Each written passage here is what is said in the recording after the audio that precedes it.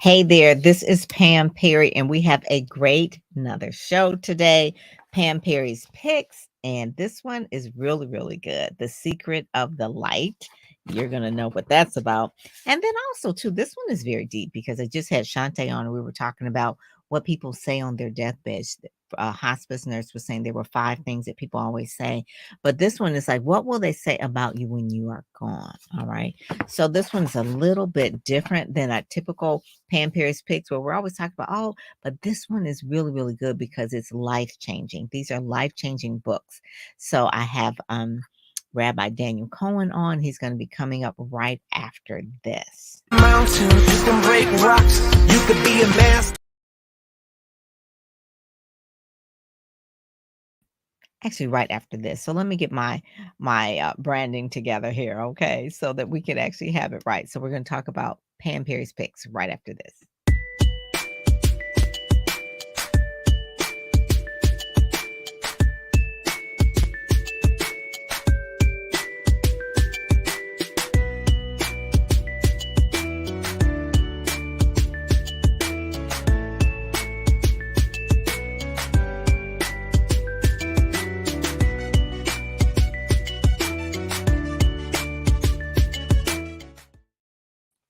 All right. So we're going to talk to you today with Rabbi. And Rabbi Daniel, I give you a little bit about him. He's done a few things too. If you go to his website, Rabbi Daniel Cohen, you'll see some of the things on there is how to lead your best life, right? But give you his background in terms of the speaking that he does. He's a motivational speaker. He does all of that, but he's a popular mentor, inspirational speaker. He has really a unique blend of authenticity, humor, wisdom, and insight, and helps anyone really better navigate contemporary society and lead a life of legacy, which is one of his books. He talking about celebrating a life of legacy. And it's one of the things that he's engaged hundreds of people about life conversations and really delivering thousands of eulogies, really provide him a unique perspective on the essence and the meaning of life. And a lot of times people are like, what does this all mean? So with that, we're going to bring up Rabbi Daniel. Hey! Hey, how are you? Good, good. Well, thank you so much for joining us today because I am this one here. I love this cover. First of all, I love the cover Thank because you. it talks about the secret of light. And I'm what they call a light bearer. Like I'm always telling people, keep shining. I guess maybe that's what publicists do. But this one here, what will they say about you when you are gone? Creating a life of legacy, living your best life now. And the reason why these are really, really important, especially coming out of COVID over the last couple of years, right? So many people, some people died instantly, and then there was just a pandemic that was across the world, and so a lot of people had time to just sit down, sit still, figure out what is all this about. What is the meaning of life? The last Amazon live that I did with Dr. Shante, she said, and she ended with that, which was so really cool. She said, when people are on their last leg of life, they're in hospice. So most people don't know when they're going to die, but in hospice, pretty much they kind of Mhm. gauge some things. And the hospice nurse said that the number one thing that someone would say about their life, the biggest regret was that they lived their life based on what someone else thought instead of having the courage to live their life that they really wanted to live. And I just thought that just broke my heart because it was like, oh my God. So you didn't live the life you wanted to live. You're living someone else's life based on their perceptions or their expectations and not what you want to do. So your time is up. You don't have any more time left and you've spent it doing something that you didn't want to do. What do you find that, people, you've done a lot of, obviously you're doing a lot of bedside hospice work as well. What do you find that people are saying and what do you feel that people want people to say about them when they are gone? Well, first of all, it's an honor and a pleasure to be on this podcast show with you. You got a Oh, wonderful spirit. I can feel it inside. So thank you, thank you. thanks I for love books. I love books. I it's love cool. good books. Thank you. Well, thanks for hosting. You actually put a lot out there on the table, and I want to reflect on it for a few minutes. There's no atheist in a foxhole. Every human being has a soul inside of them that really wants to bear so much light and love and lead Mhm. a soulful existence. Yeah. We all want to have strong relationships with our family. We all want to lead authentic lives. We all want to be the bearers of kindness. The problem is we're so inundated by outside noise that we fail to hear the inner voice that's calling on us to be the best that we can be. Mhm. In a moment when somebody is in hospice and their body is beginning to fail them, it's not uncommon for them to hear that inner voice.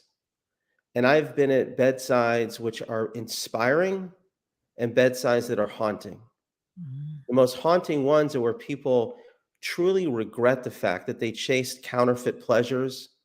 They didn't nurture what was truly eternal.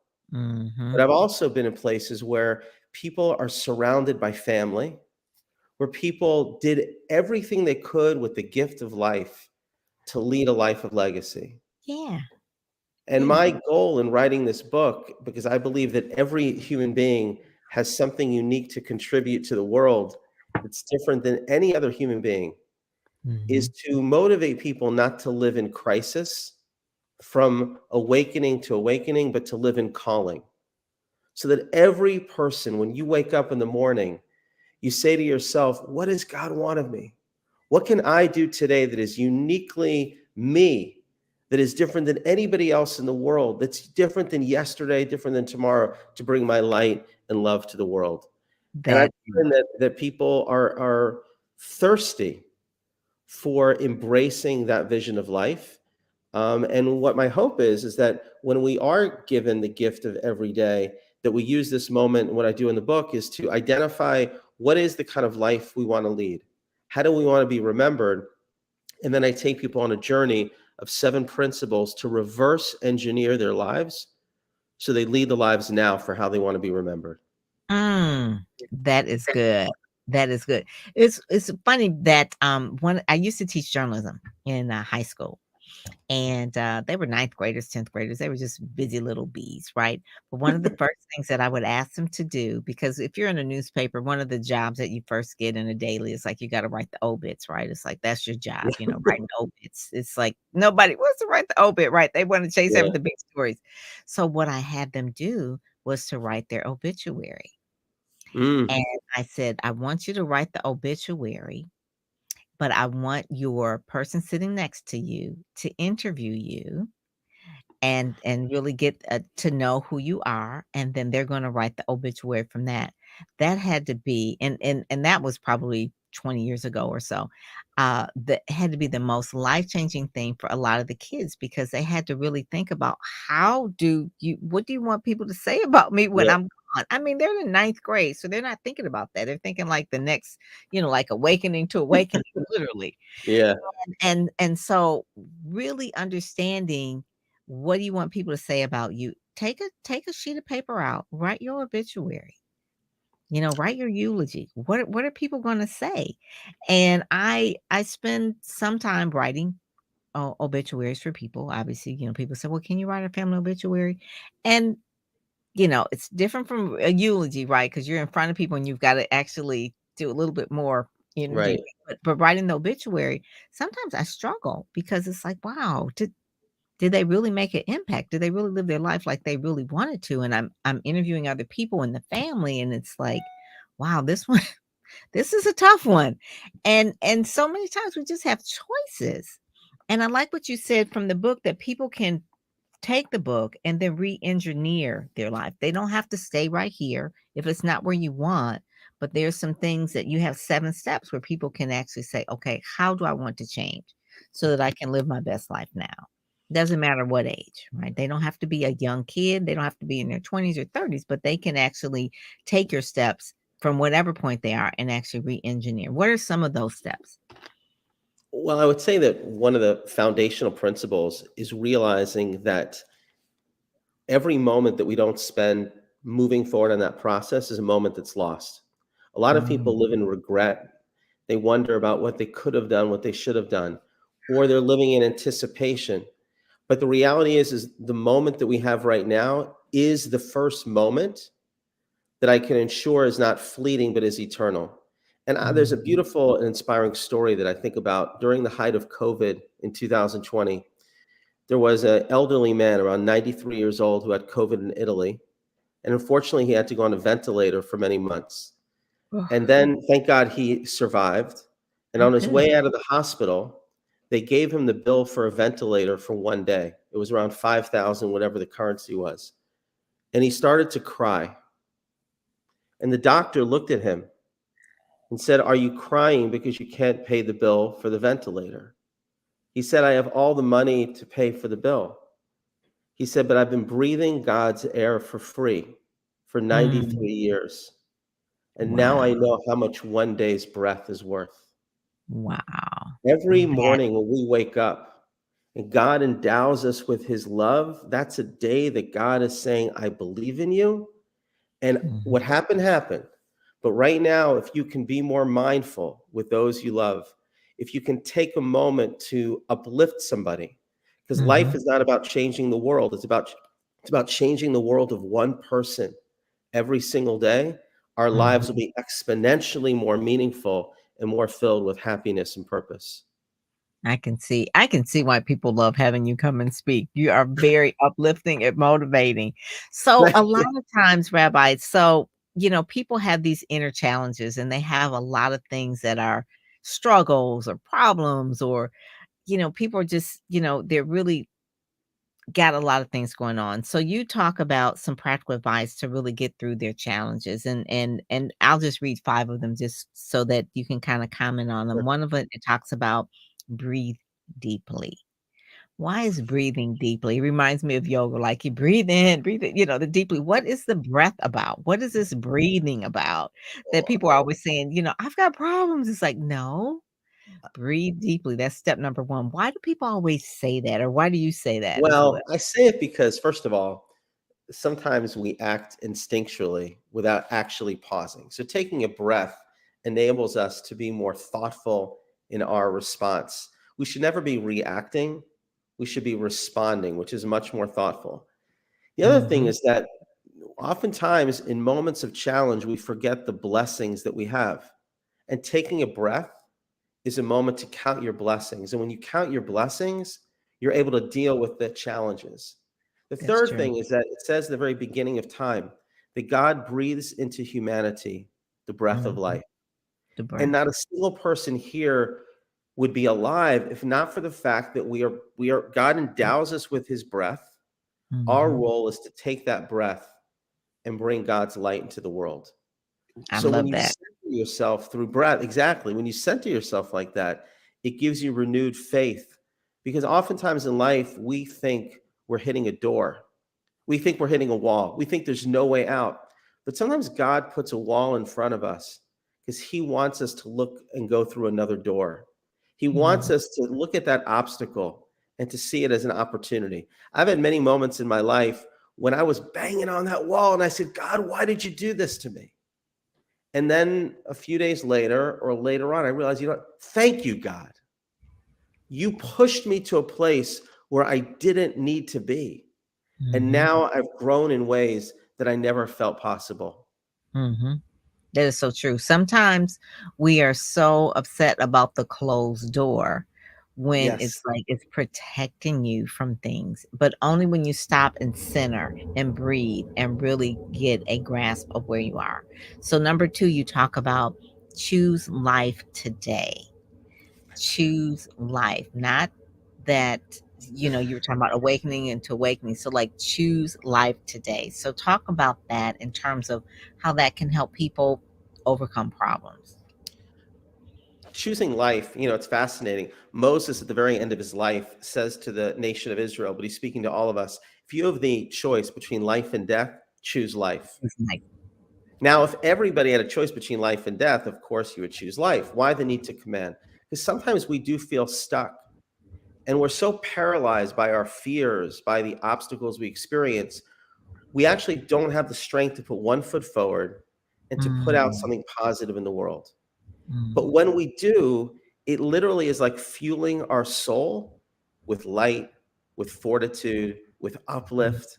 And when you mm, choose life, you'll find that you have renewed strength and gives you the ability to deal with life's challenges. You know, for people mm, to think that there's never going to be any challenges in life, that's not living. Living is about moving outside your comfort zone. Living is about transcending challenges. Living is about finding blessings in the burdens and understanding that greatness only happens through the growth and the crucible of sometimes difficult times. So mhm, choose life is like, and here's I guess the main other point is that act in a way that is life giving, and then your emotions will follow. Don't wait for your emotions to be in a place of life. Act, and your emotions will follow, not vice versa. Because if you that's wait to feel good, you're never going to get there. Just do good, and then mm, you'll feel good, and then you'll yeah, be in much better shape. that's true. And I'll give you so many times when people are quote unquote depressed, and someone says, "Oh, I'm just really feeling depressed or whatever." This is get up and move. Get up and move. Go and do something good for someone. And that's like one of the cures of what they said, like, you're depressed. Is get up and go and do good for someone yeah. else. Can I give you an example though? A woman came to me and she said, it was after her husband had passed away, but she said, "I want to tell you something beautiful about my husband. He was in the hospital for many months struggling, but he said his goal was to make sure that anybody that entered into his hospital room felt better about themselves when they left his hospital room." Wow. And you would think he couldn't walk, he couldn't do the things that he normally did in life, but he could smile, he could say a kind word, whether it was to the nurse, the doctor, the person who was just helping clean the room. And he brought so much light. People wanted to walk into his hospital room because they knew here was a man who chose life in that room. Mm. And that to me is so inspiring. Yes, yes. Oh my God. That right there is that's wisdom. That's just like one of those things. It's like because you find that a lot of people who are in hospitals and people especially who work in healthcare, there are some rooms that they don't want to go in because they are just the people are cantankerous, they're just honoring, they're just, just they're not really choosing life, right? They're just really choosing death. And so, but he was choosing life from the standpoint, even if you just come in, I'm going to offer a smile. That I love that. I love that. Yeah, So number three is don't lament the darkness, increase the light. that's Uh, it. and that's one of the things too. Is like increase the light. So what does that really mean in terms of talking about our light and our kindness will ripple across the community and the universe? So I would say that principle, I mean, it applies always, but most notably when a person is going through a moment of grief and sadness. Mm, And we recognize that there's an idea in the Talmud in Jewish tradition that says when somebody has a person who passed away who's right in front of them, at the moment of deepest grief, that's not the moment to tell them increase the light. We have to be understand there's a tragedy and they're in a very sad mm, place. However, the greatest way, and this takes days, weeks, months, to really carry a person's spirit forward is to live in a place where my mission in this world is not to lament the loss. In my case, it was the tragic loss of my mother from a brain aneurysm when she was 44, over wow. 30 years ago. But I Yeah. came to a point in my life where I said the greatest tribute that I can give my mother is not to live in grief, but to increase her light in the world. She was a Ah, person who was known as being a stranger to no one. mhm, Whoever she met, she brought joy. So mhm. I try to lead my life increasing her light by being that kind of person. Ah, I love that. Oh my God. That reminds me then, my godson, he was only 28 years old when he passed. Mm, And his mom, my best friend, is doing a talk this Friday, actually, and she created a foundation for him and everything. But what you just said about increasing the light, especially when someone dies so young, your mom was so young at 44 and 20, that you definitely, it's like you can't spend your life grieving, even though Mhm. you do have permission to grieve, but Correct. there is a part of it where you want to increase the light of that person, and that's how you really honor them, so to speak. Don't honor them by grieving them the rest of your life. You want to honor them by really helping to increase the light that you knew that they had. So that Exactly. that is really, really good. I love that. So don't I can't pronounce that word. Is it lamate? No, lament, lament. Do not Lament. lament the darkness, but increase the Right. light. Yeah. I knew I was pronouncing it wrong. It said, "Do not lament the Yeah, darkness, but lament. Yeah, increase yeah. the light." I like that, I like it. And then the last one, do you believe this? And I believe this too, just like for us, there are no random encounters. I love that part because it just really speaks to, like, really, like, how I live my life. There are no random encounters, but you tell me what you think, what that means and how that really helps, because I think even today, us meeting was not a random, and then anyone watching this broadcast, there's no Exactly. encounter. Yeah. Yes, I mean, yes. I believe that every encounter is by divine design.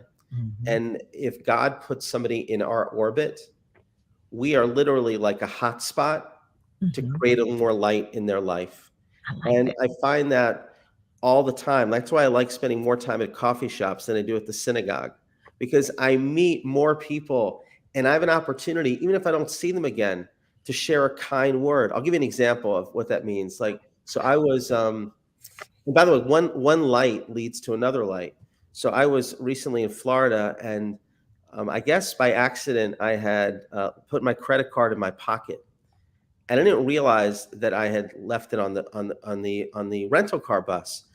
But I'm about to get off the rental car bus, and somebody had given me all this liquids to take with me because I'm a rabbi visiting some of my older congregants. And what do? They're giving me food.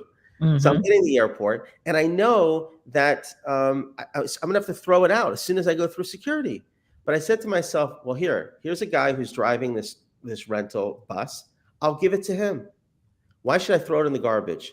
So I saw the face of God in another human being, and we exchanged a look. And I gave him that, and he was grateful. Within 30 seconds, he finds my credit card. He runs after me, and he says, I think you left this. oh my god. Now, if I remained an anonymous guy, I don't think he would have known the credit card was mine. I Mm-mm. don't think he would have made the extra effort to Mhm, find me. But mhm, because I realized, here's a guy, I have food, maybe there's something kind I can do, that light began to shine within him and mhm, ended up, of course, paying it forward and helping me as well. mhm. And that's really what life is all about. Like when you go into a room, ask yourself whose life you can make just a little bit better. I And like it that. doesn't take a lot to smile and to share a kind word. It doesn't. It doesn't. Oh, during the last couple of years, right, we had to go out, and sometimes we didn't go out, but if we did go out, we had to wear the mask, right? We had to wear these masks over our face. And so people couldn't see your smile. They couldn't see, all they could do was see your eyes. And so now that they're off, I'm smiling more because I'm just so happy to smile now, because before we would go in the store and the mask would be all over our face and nobody could see. So now I'm smiling, but I'm finding now that maybe people have trained themselves not to smile. Uh, It's like, why are they not smiling back? And so, why is this book, you think, so important for our world right now? Because I do think that people need to smile, over the last 2 years coming out of the pandemic and all the things that we have just really had to sit down and wear these masks and all the other stuff that, you know, I that, think this book's important because we're living in a time of more divisiveness than ever before, yeah, more that's true. stereotypes than ever before. Unfortunately, heightened rates of depression and despair. And I Mm, think people are looking for hope. They're looking for meaning. They're looking for connectivity to other individuals. And the world will not be changed simply by more government regulations. It won't be yeah. changed simply by something on high. It will change organically when every person realizes that the world is literally in spiritual balance. And if in my corner of the universe, I can make this world a little bit better, that will reverberate all over the place. Mhm, And that's what mhm. this book is aiming to inspire. never underestimate the power of one flame to light another and ultimately make the world a much brighter place. I love that. That's really like the whole point of it. It is. It really is. I mean, we always talk about, in the beginning there was, you know, light, right? So Yeah. it's like that's like one of the things that we really want people to understand. And even though there is, you're talking about there's so much divisiveness and things like that, and we've been through worse. But to really keep people on a path of light. Hmm. Things like this, books like yours are what we need to feed ourselves with. We need to share. We need to talk about. We're on LinkedIn. Obviously, this is a workplace kind of a website or that. And in Amazon, people are looking for all kind of things. They're shopping for clothes or whatever. But the most important thing you can really do is nourish your mind so that you can have more light. Because at the end of the life, what will they say about you when you're gone? And no one wants to say, "Oh, I wish I would have bought more stuff on Amazon." No, Yeah. you want you want some wisdom. You want something that's a little bit more deeper than that. So that's why I really, really appreciate what you're doing. Is there anything else that we should know about either of the books too? Because this one here, I really, really like it. It's a forward here by a senator here. So how did that come about too? Because I always like to see, because whoever forwards your book, they really, really, really believe in you, right? They're like married to you. So we have Senator Joseph Lieberman on here as doing your forward. How did that come about? So he's a good friend. I mean, I got to know him because he grew up actually in my synagogue in Stamford. This was his hometown synagogue. Okay. And it was not only a friendship, but he really represents, I think, to so many people, a person who lived his life on principle, not on pressure. Mm, He's authentic through and through. He's courageous. And it was easy for me to recognize, and for other people as well, that he's a person who embodies the values of this book in his own life. And I want to emphasize the book is not about death. This book is about life. It's mhm. using that encounter at the end of life to inspire us to lead the right life now. And I'm excited about it. I just started something actually called the Legacy Academy, which is an online academy to help mentor people through the principles in the book. Ah, You can connect to it through my website, okay. and to me, everybody is truly a gift to the world. And the more that we listen to that inner voice inside Mhm. of us, calling us to our higher angels and be the best version of ourselves, the more fulfilling, happy, impactful our lives will be. There, that's it. To be more happy and impactful, not just Yeah. happy, but happy and Inner impactful. happiness. Yes, that's it, that's it, and I see this particular book, it was, by HCI, Health Communications Inc. So this was, one of my favorite publishers as well. I like this one Oh, here, wow. and this one here was, Union Square Publishing. Yep. So you have two different publishers here, which really speaks to, it wasn't a self-published book. You actually oops, you had a publisher publish the book. So it takes Yep. a longer process, more It is patience. longer, and one is a nonfiction, one is a fiction, which are two different genres. But Yes. thank God I was able to put both Yes, together. and it takes patience to go through a It publisher. does. Yeah, because you can hit a button or 2 and you can have that book out there, but when you're working with a publisher, it can be 18 to 24 months easy. Yeah. Yeah, Yeah, I've been yeah, very blessed. Thank God. yeah. Oh, this is good, this is good. So, Rabbi, thank you so much for joining us today. Thank you for bringing these books to the world. This one especially is so Thank needed you. right now, and I love the cover of this and a lot of the things that you have on here. You have, some, e- well, I'll just say one of the endorsements here from Chuck Leavell, keyboardist for the Rolling Stones. It's like, okay, so it's not just church people reading this book, right? That's right. That's right. He's a very spiritually minded guy. Yeah, right. So Yeah. so thank you so much for really putting Thank this all you. together and everything, because this has been good. So click both of the books down here Amazon. They can actually click them and get them, and then folks over in LinkedIn, share this around or whatever. But it is one of those things where when it comes down to if your life is really um align with where you're supposed to be, sitting still, really trying to figure that out. I love reading. I love books. Like I said, that's like one of my things. I love books. So get some good books. Sit still. It's Thank different than watching television, or, there's nothing wrong with audiobooks, but something about just actually physically having it in your hand. You're It, right. it it's a different process of the brain. Mhm. Uh you're more in I believe you're more in tune with yourself when you're actually doing that. So I want people 100%. to really do that. So yeah, so cool, cool, cool.